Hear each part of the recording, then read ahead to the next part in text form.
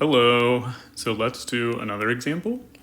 And so let's begin just like how we began with the previous one. So we want to show that for all natural numbers n greater than or equal to 4, n factorial is greater than or equal to 2 raised to the nth power. And so again, let's talk about the predicate. So what we're saying, and let's kind of also define like kind of some of these terms. So what we're saying is that for all k greater than or equal to 4, we have p of k. And p of k is going to be the predicate or the claim that k factorial, and just to be really clear, k factorial is equal to k times k minus 1 times k minus 2 all the way down to 1. So we're multiplying together 1 times 2 all the way up to k. And we're saying that this is going to be greater than or equal to 2 raised to the k.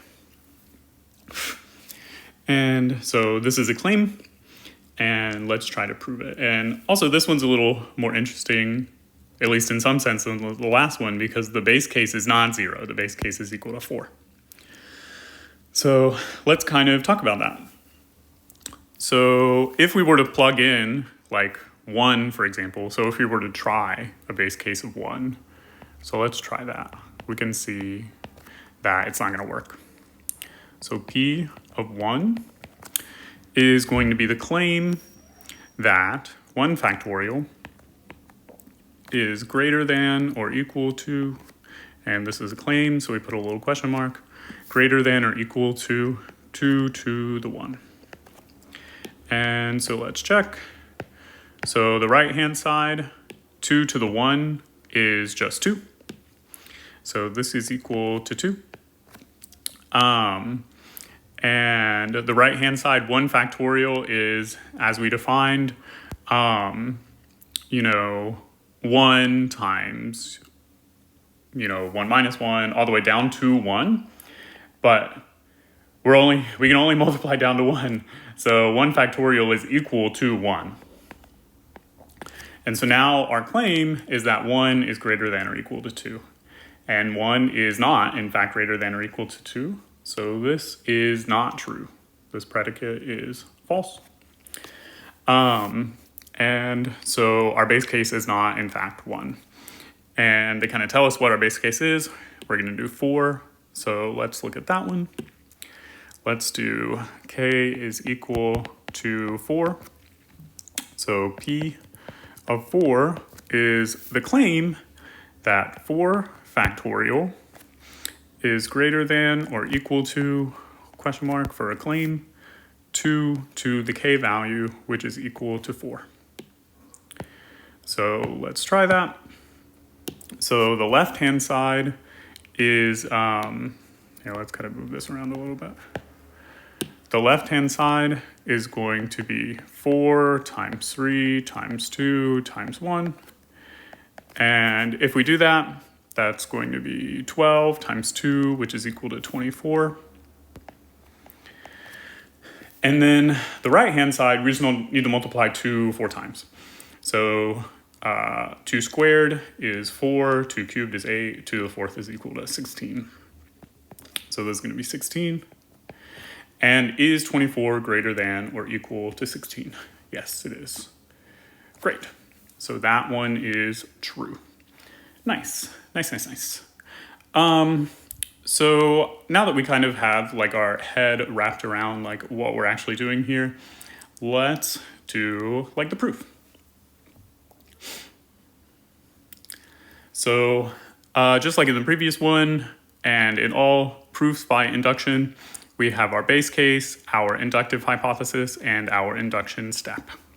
So let's do our base case. So let's do n is equal to 4,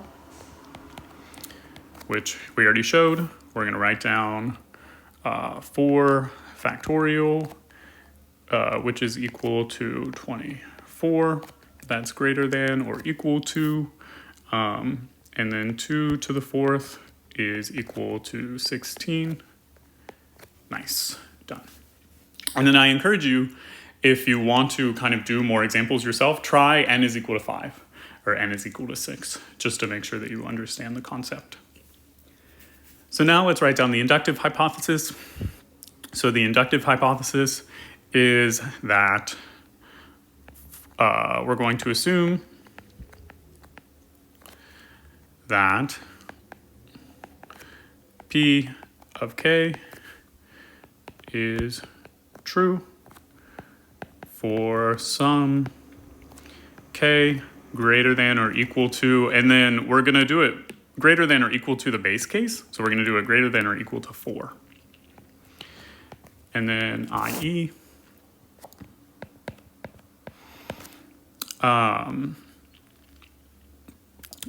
that k factorial, so we want to assume that k factorial is greater than or equal to 2 to the k for some k greater than or equal to 4. Sweet. And so now let's do our induction step.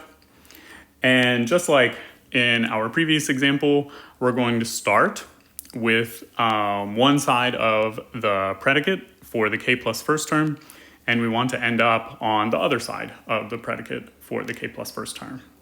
So we usually just write down, consider k plus 1. And let's write down kind of the left-hand side of the predicate for k plus 1. So we're going to do k plus 1 factorial. And remember, what we want is we want, eventually ... greater than or equal to ... 2 to the k plus 1, right?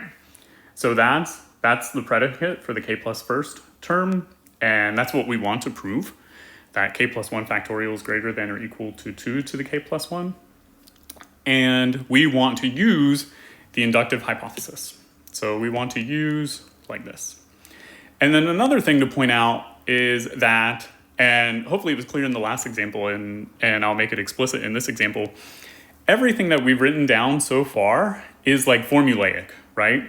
We haven't done really any thinking. We haven't really done any big time math or anything. We just wrote down the base case. After figuring out like what even the predicate was talking about, like when we did the scratch work to start, we figured out what the predicate was talking about, and then we wrote down the base case.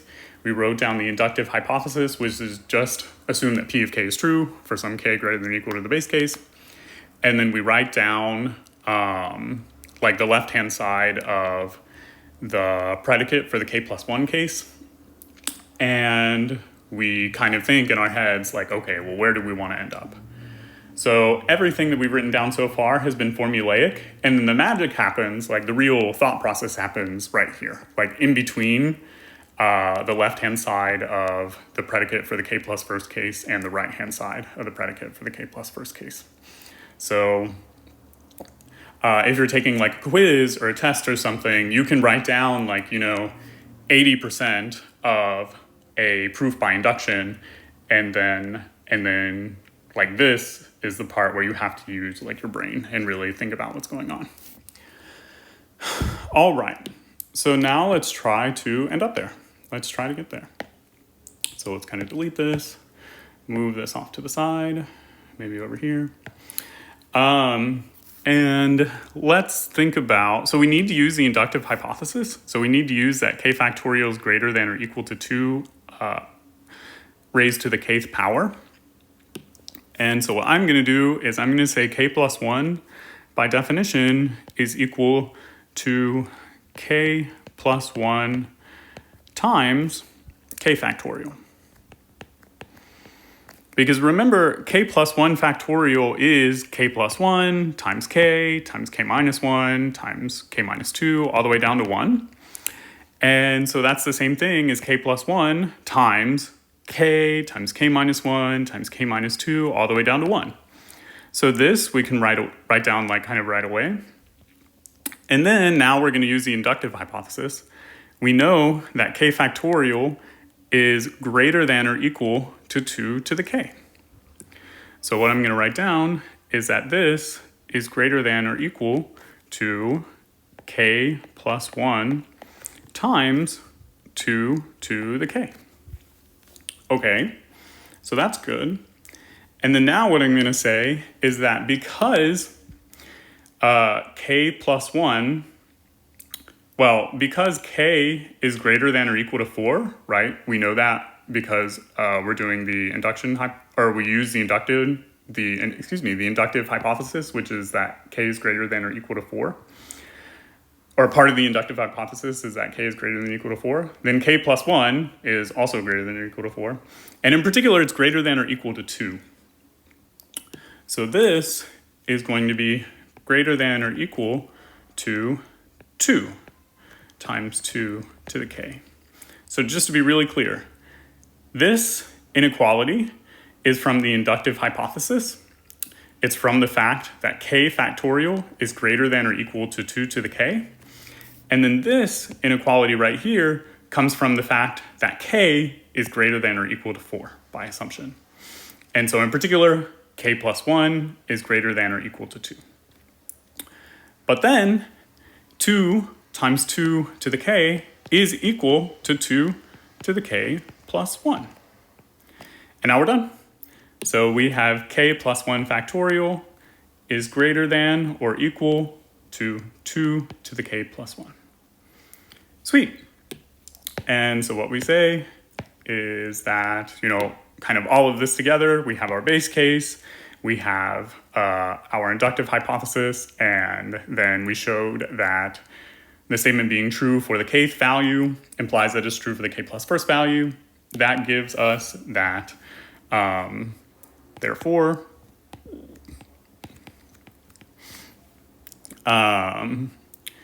P of n is true for all n greater than or equal to 4, i.e. n factorial is greater than or equal to 2 to the n for all n greater than or equal to 4. And we're done.